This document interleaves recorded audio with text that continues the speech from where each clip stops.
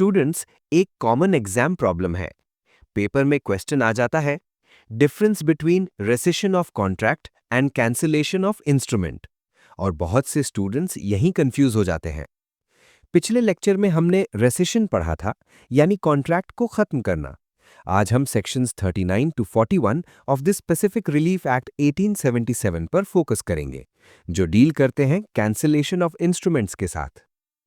इस वीडियो के एंड तक आप क्लियरली समझ जाएंगे कैंसिलेशन ऑफ इंस्ट्रूमेंट क्या होती है, सेक्शन 39, 40 और 41 का exam oriented breakdown, practical examples जो पेपर में लिखे जा सकते हैं, और एक कॉमन ट्रिक क्वेश्चन जो एग्जामिनर्स पूछते हैं। अगर आप लॉ स्टूडेंट, एडवोकेट या जुडिशरी एस्पिरेंट हैं, तो ये लेक्चर एंड तक जरूर देखिए। Welcome back to our law series on the specific relief act 1877। Before starting the lecture, I request you all to please subscribe to my channel and don't forget to press the bell icon for latest updates. Do share this video with your friends and don't forget to comment your feedback. Let's start. Dear aspirants, आज हम law का एक बहुत ही important topic discuss करने जा रहे हैं, जो स्पेसिफिक रिलीफ एक्ट 1877 के चैप्टर 5 में आता है।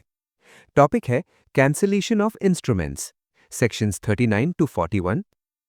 आज हम सीखेंगे कि अगर कोई फॉर्ज्ड यानी फेक कागज मार्केट में घूम रहा है, तो आप उसे अदालत के जरिए रद्दी का टुकड़ा कैसे बनवा सकते हैं।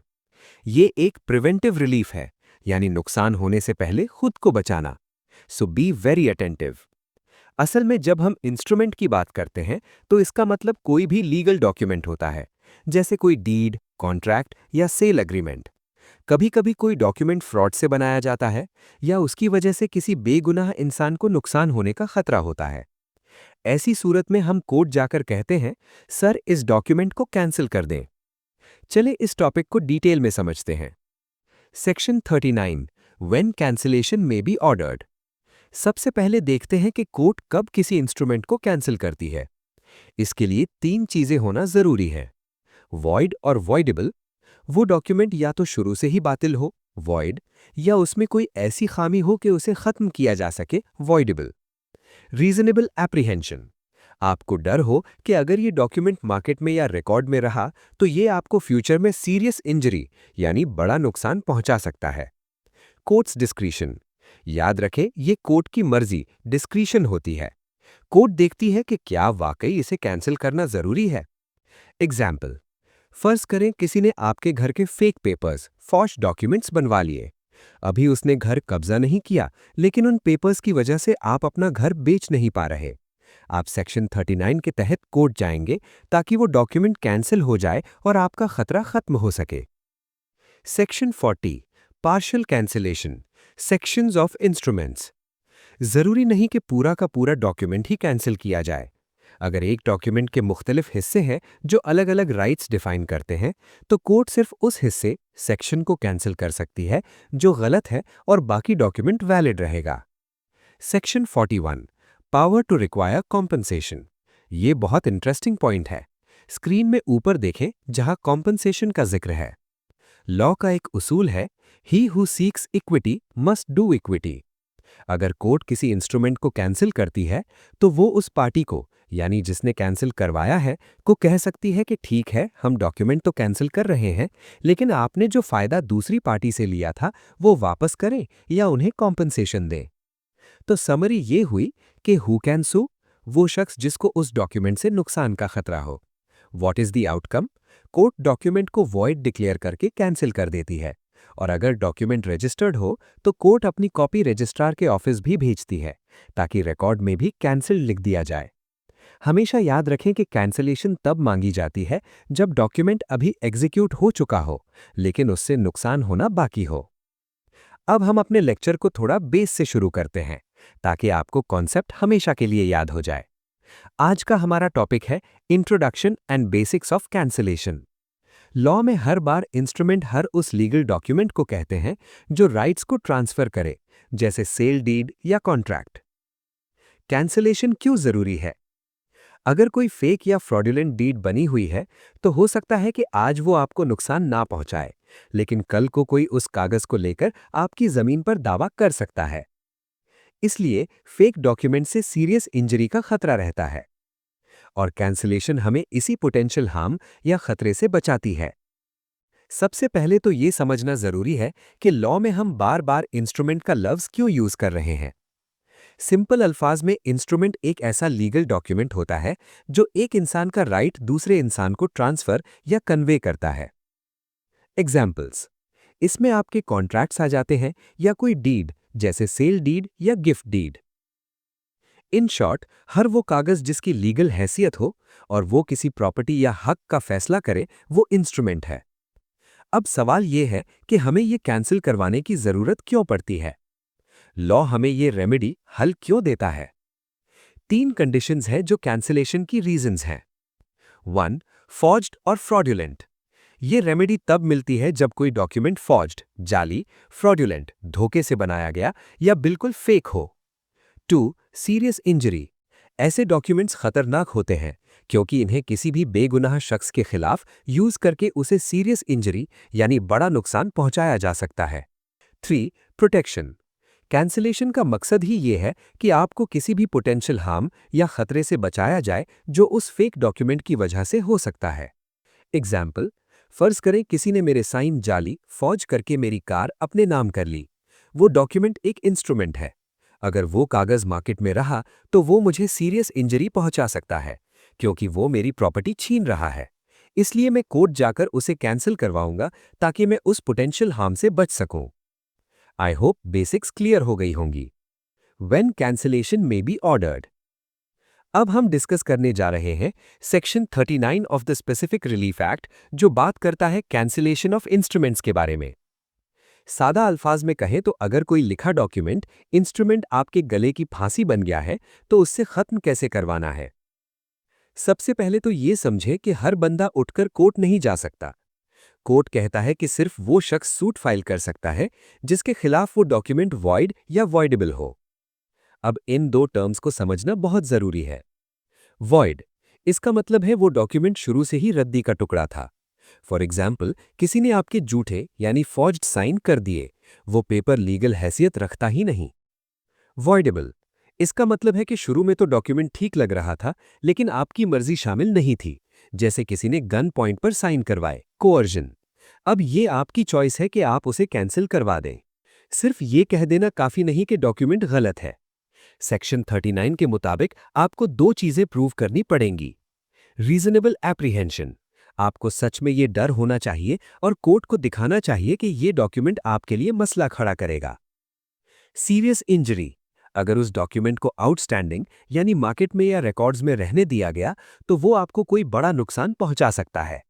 एग्जाम्पल, मान लीजिए मेरे नाम पर एक झूठा सेल डीड बन गया है मेरी प्रॉपर्टी का। अगर मैं आज उसे कैंसिल नहीं करवाता हूं तो कल को वो बंदा मेरी जमीन बेच सकता है या मुझे घर से निकाल सकता है। यह है सीरियस इंजरी का डर। अगर आप पेपर की तैयारी कर रहे हैं तो बस ये 2 की इंग्रेडिएंट्स याद रखें। इनके बगैर सेक्शन 39 का आंसर कंप्लीट नहीं होता। 1. इंस्ट्रूमेंट यानी डॉक्यूमेंट का वॉइड या वॉइडेबल होना। 2. सीरियस इंजरी का डर, रीजनेबल एप्रीहेंशन। आई होप आज का लेक्चर क्लियर होगा। Section 39, the court's role and power. हम सेक्शन 39 को ही कंटिन्यू कर रहे हैं, लेकिन अब हम फोकस करेंगे कोर्ट के रोल और उसकी पावर्स पर। पहले हमने समझा कि सूट कौन फाइल करता है। अब देखते हैं कि कोर्ट के अंदर प्रोसीजर कैसे चलता है। जब एक प्लेंटिफ यानी वो बंदा जो केस कर रहा है कोर्ट में जाता है तो वो असल में कोर्ट से क्या मांगता है। वो कोर्ट से दरख्वास्त करता है कि इस स्पेसिफिक इंस्ट्रूमेंट या डॉक्यूमेंट को वॉइड या वॉइडेबल डिक्लेयर करें अ जज। आसान अल्फाज में, जज साहब ये कागज झूठा है या जबरदस्ती बनवाया गया है, इसे कानूनी तौर पर रद्द कर दें। यहां एक बहुत इंपॉर्टेंट पॉइंट है जो आपने एग्जाम्स के लिए याद रखना है। कोर्ट की पावर यहां मैंडेटरी नहीं है बल्कि डिस्क्रिशनरी है। इन इट्स डिस्क्रिशन, इसका मतलब है कि कोर्ट पर कोई जबरदस्ती नहीं है कि वो डॉक्यूमेंट कैंसिल करे ही करे। कोर्ट पूरे केस के फैक्ट्स को एनालाइज करेगा और फिर फैसला लेगा। डिलीवर्ड अप एंड कैंसल्ड, अगर कोर्ट सेटिस्फाई हो जाए तो वो ऑर्डर दे सकता है कि इस डॉक्यूमेंट को कोर्ट में जमा करवाया जाए और इसे कैंसिल कर दिया जाए। एस्पिरेंट्स हमेशा याद रखें कि डिस्क्रिशनरी का मतलब है कि कोर्ट हालात देखकर फैसला करेगा। ये प्लेंटिफ का as a matter of right नहीं है कि बस कह दिया और कैंसिल हो गया। आप इस फ्लो चार्ट को देखें, ये पूरा प्रोसेस समराइज कर रहा है। सबसे पहले एक ऐसा डॉक्यूमेंट होना चाहिए जो कानूनन गलत हो। फिर आपको ये डर हो कि अगर ये डॉक्यूमेंट रहा तो आपका नुकसान होगा। इन दो कंडीशंस के बाद आप कोर्ट में केस फाइल करते हैं। लास्ट में कोर्ट अपनी समझबूझ और फैक्ट्स को देखकर कैंसिलेशन का ऑर्डर देता है। Section 39 registered instruments. पहले हमने समझा कि कैंसिलेशन ऑफ इंस्ट्रूमेंट्स क्या होता है, लेकिन अब सवाल यह है, अगर वो डॉक्यूमेंट इंस्ट्रूमेंट ऑलरेडी रजिस्टर्ड हो तो क्या होगा। सिर्फ कोर्ट का ऑर्डर काफी नहीं होता, वहां एक प्रॉपर लीगल प्रोसीजर फॉलो करना पड़ता है। चलिए इसे स्टेप बाय स्टेप समझते हैं।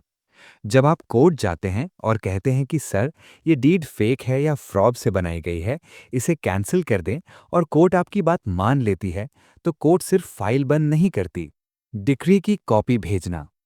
अगर डॉक्यूमेंट रजिस्ट्रेशन एक्ट 1908 के तहत रजिस्टर हुआ था, तो कोर्ट की ये ड्यूटी है कि वो अपनी डिक्री, जो फाइनल फैसला होता है, कि एक कॉपी उस रजिस्ट्रेशन ऑफिस भेजें जहां वो डॉक्यूमेंट पहली बार रजिस्टर हुआ था।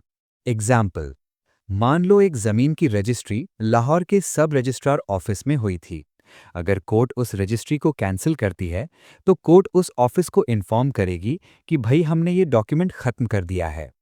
अब बारी आती है उस ऑफिसर की जो उस रजिस्ट्रेशन ऑफिस में बैठा है। उसका क्या काम है? पहले तो वो ऑफिसर कोर्ट से आई हुई उस डिक्री की कॉपी को रिसीव करेगा। सबसे मेन पॉइंट है, note the fact of cancellation. Means कि ऑफिसर के पास जो पुरानी रिकॉर्ड्स की बुक्स होती हैं, जहां उस ओरिजिनल डॉक्यूमेंट की कॉपी रखी होती है, वो उस पर एक नोट लिखेगा। वो वहां साफ साफ लिख देगा कि this instrument has been cancelled by the order of the court, case number so and so. ये क्यों जरूरी है?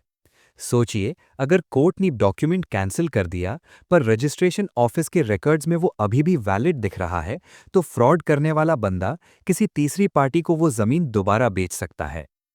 जब रजिस्ट्रार अपने बुक्स में कैंसिल्ड लिख देता है, तो पब्लिक रिकॉर्ड अपडेट हो जाता है। अब अगर कोई भी उस प्रॉपर्टी का रिकॉर्ड चेक करेगा, तो उसे पता चल जाएगा कि ये डॉक्यूमेंट अब कागज का एक बेकार टुकड़ा है। सेक्शन 39 के मुताबिक रजिस्ट्रेशन ऑफिस को इन्फॉर्म करना कोई ऑप्शन नहीं है, बल्कि ये एक मैंडेटरी ड्यूटी है, ताकि रिकॉर्ड्स हमेशा एक्यूरेट रहें। आई होप आपको ये प्रोसेस समझ आ गया होगा।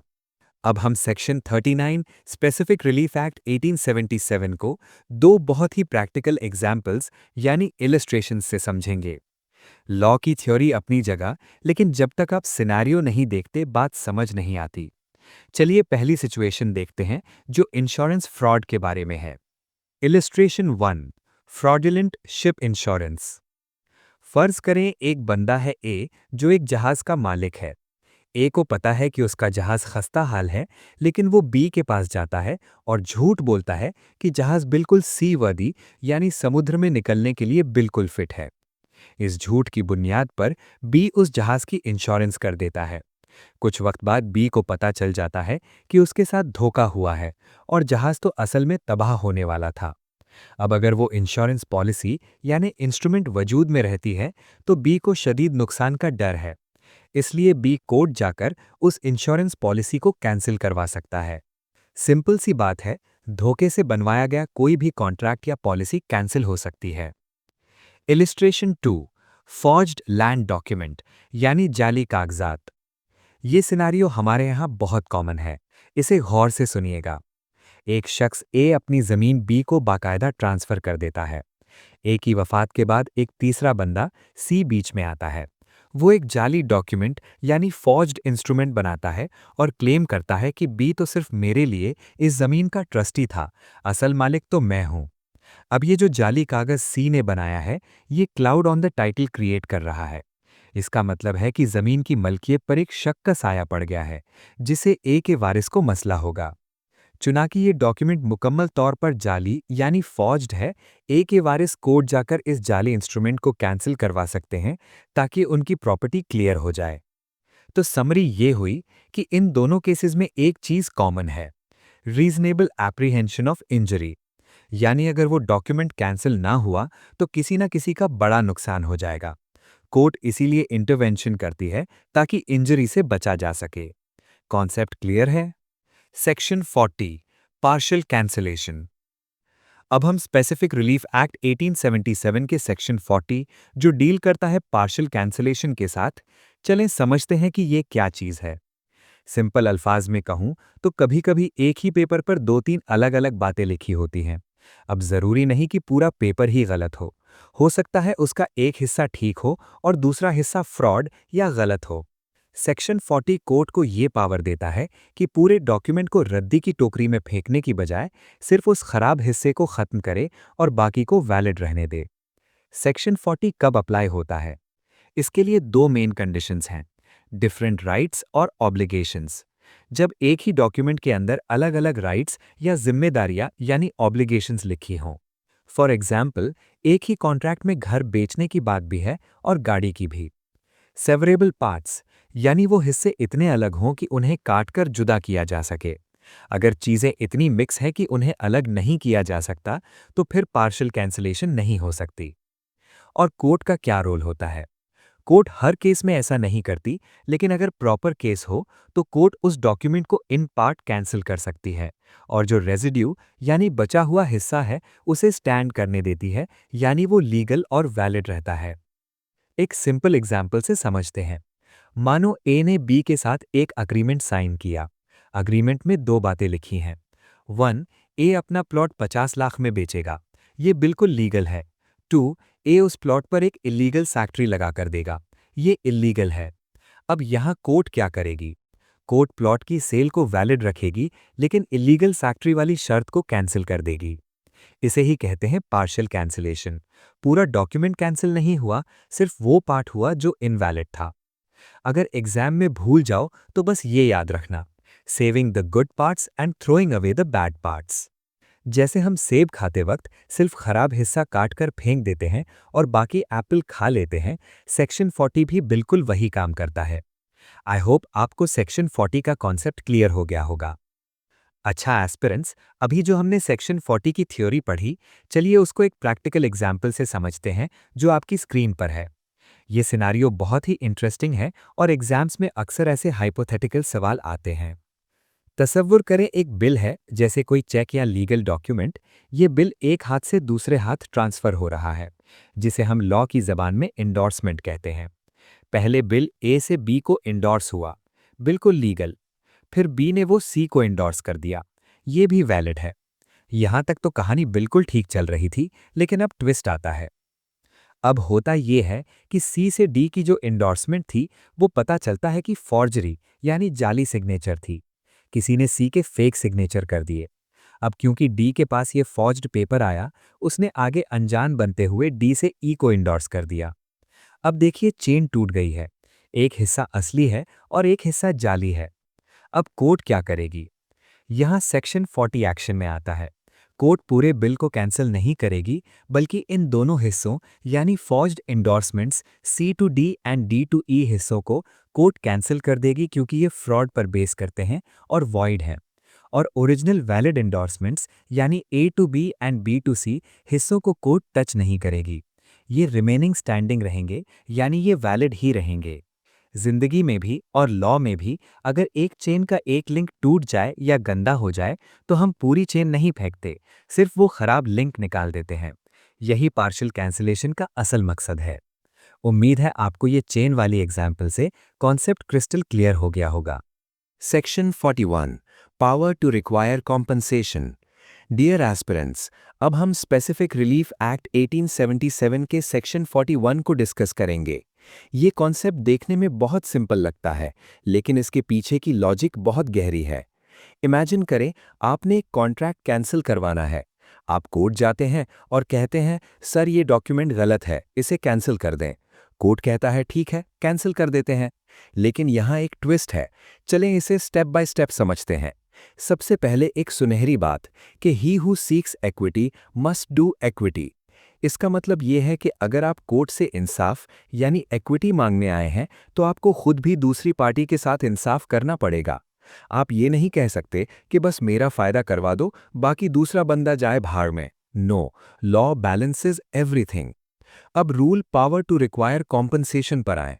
लॉ कहता है कि जब कोर्ट किसी डॉक्यूमेंट या इंस्ट्रूमेंट की कैंसिलेशन का ऑर्डर देता है तो कोर्ट के पास ये पावर है कि वो प्लेंटिफ यानी वो बंदा जो केस लाया है से कहे कि भाई हम आपका कॉन्ट्रैक्ट तो कैंसिल कर रहे हैं, लेकिन इस प्रोसेस में डिफेंडेंट का जो नुकसान हो रहा है उसे कॉम्पनसेशन पे करो। ये कॉम्पनसेशन उतनी ही होगी जितनी जस्टिस रिक्वायर करेगी, यानी जितना मुनासिब लगेगा। इसे एक मिसाल से समझते हैं। मान लें ए ने बी को अपनी जमीन बेची और 10 लाख रुपए एडवांस ले लिए। बाद में ए को पता चलता है कि कॉन्ट्रैक्ट में कोई फ्रॉड था और वो कोर्ट जाकर कॉन्ट्रैक्ट कैंसिल करवा देता है। अब सेक्शन 41 के तहत कोर्ट ए को कहेगा कि ठीक है, जमीन आपकी वापस मिल गई, लेकिन वो 10 लाख जो आपने बी से लिए थे वो उसे वापस करें। क्यों? ताकि प्लेंटिफ अनजस्टली एनरिच ना हो जाए। ऐसा ना हो कि जमीन भी मिल जाए और पैसे भी जेब में रह जाएं। स्टूडेंट अक्सर ये गलती करते हैं कि वो समझते हैं कैंसिलेशन का मतलब सिर्फ जीत है। याद रखें, लॉ में कैंसिलेशन वन वे स्ट्रीट नहीं है। कोर्ट हमेशा इक्विटीज को बैलेंस करता है। प्लेंटिफ को रिलीफ मिलती है, डॉक्यूमेंट कैंसिल हो जाता है। डिफेंडेंट को कॉम्पनसेशन मिलती है, जितना उसका नुकसान हुआ वो पूरा किया जाता है। तो समरी ये हुई कि सेक्शन 41 कोर्ट को डिस्क्रिशनरी पावर देता है। इसका मकसद फेयरनेस मेंटेन करना है। ये प्रिवेंट करता है कि कोई एक पार्टी दूसरी पार्टी के खर्चे पर अमीर ना हो जाए। आई होप ये कॉन्सेप्ट अब आपके माइंड में क्लियर होगा। डियर एस्पिरेंट्स, अब हम स्पेसिफिक रिलीफ एक्ट 1877 के एक बहुत ही इंपॉर्टेंट हिस्से को समराइज करेंगे। ये जो स्क्रीन पर आप रिवीजन चीट शीट देख रहे हैं, ये समझ लें कि कैंसिलेशन ऑफ इंस्ट्रूमेंट्स का निचोड़ यानी एसेंस है। चलें रिलैक्स हो जाएं और एक एक पॉइंट को गौर से सुनें। सबसे पहले सेक्शन 39 की बात करते हैं। इमेजिन करें आपके पास एक पेपर या अग्रीमेंट है जो या तो वॉइड है यानी शुरू से ही खत्म है, या वॉइडेबल है जिसे खत्म किया जा सकता है। कब यूज होता है? जब आपको रीजनेबल एप्रीहेंशन हो, यानी डर हो कि अगर ये डॉक्यूमेंट मार्केट में रहा तो ये आपको सीरियस इंजरी यानी बड़ा नुकसान पहुंचा सकता है। इंपॉर्टेंट पॉइंट, कोर्ट की ये पावर डिस्क्रिशनरी है। इसका मतलब है कि ये जज की मर्जी और इंसाफ पर डिपेंड करता है कि वो कैंसिल करता है या नहीं। आप हक जताकर नहीं मांग सकते, आपको प्रूव करना पड़ता है। सेक्शन 40 पार्शियल कैंसिलेशन यानी टुकड़ों में इंसाफ। अब आते हैं सेक्शन 40 पर। कभी कभी एक पूरा डॉक्यूमेंट बुरा नहीं होता, उसके सिर्फ कुछ हिस्से मसले वाले होते हैं। रूल, अगर किसी इंस्ट्रूमेंट में अलग अलग राइट्स या ऑब्लिगेशंस हैं तो कोर्ट उसे पार्शियली कैंसिल कर सकता है। बेनिफिट, इसका फायदा यह है कि जो वैलिड पार्ट्स हैं वो अपनी जगह खड़े रहते हैं यानी स्टैंड करते हैं और सिर्फ बुरा हिस्सा निकाल दिया जाता है। सेक्शन 41 इक्विटी एंड कॉम्पनसेशन, ये हमने पहले भी डिस्कस किया था। सेक्शन 41 बैलेंस का नाम है। अगर प्लेंटिफ यानी विनिंग पार्टी केस जीत जाए और डॉक्यूमेंट कैंसिल हो जाए तो कोर्ट उसे कह सकता है कि दूसरी पार्टी को कॉम्पनसेशन पे करे। ये क्यों किया जाता है? सिर्फ और सिर्फ इक्विटी यानी बराबरी और इंसाफ को बरकरार रखने के लिए। तो कंक्लूजन ये हुआ कि सेक्शन 41 कोर्ट को डिस्क्रिशनरी पावर देता है। इसका मकसद फेयरनेस मेंटेन करना है। ये प्रिवेंट करता है कि कोई एक पार्टी दूसरी पार्टी के खर्चे पर अमीर ना हो जाए। आई होप ये कॉन्सेप्ट अब आपके माइंड में क्लियर होगा। तो डियर एस्पिरेंट्स, उम्मीद है कि कैंसिलेशन ऑफ इंस्ट्रूमेंट्स का ये कॉन्सेप्ट आपके दिमाग में क्लियर हो गया होगा।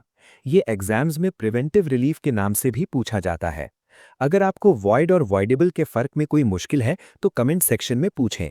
हमारा अगला सेशन होगा सेक्शन 42 डिक्लेरेटरी डिक्रीज पर, जो कि बहुत ही वाइटल टॉपिक है। मिलते हैं अगले लेक्चर में। आई होप कि आपको ये लेक्चर समझ में आया होगा अगर आपने इस वीडियो को अटेंटिवली सुना है तो। अगर आपको ये वीडियो अच्छी लगी है तो इस वीडियो को लाइक करें, कमेंट करें, वीडियो को शेयर करें और अगर आप लॉ को कंसेप्चुअली समझना चाहते हैं तो चैनल को सब्सक्राइब जरूर करें। Thank you so much for watching this video. Allah Hafiz.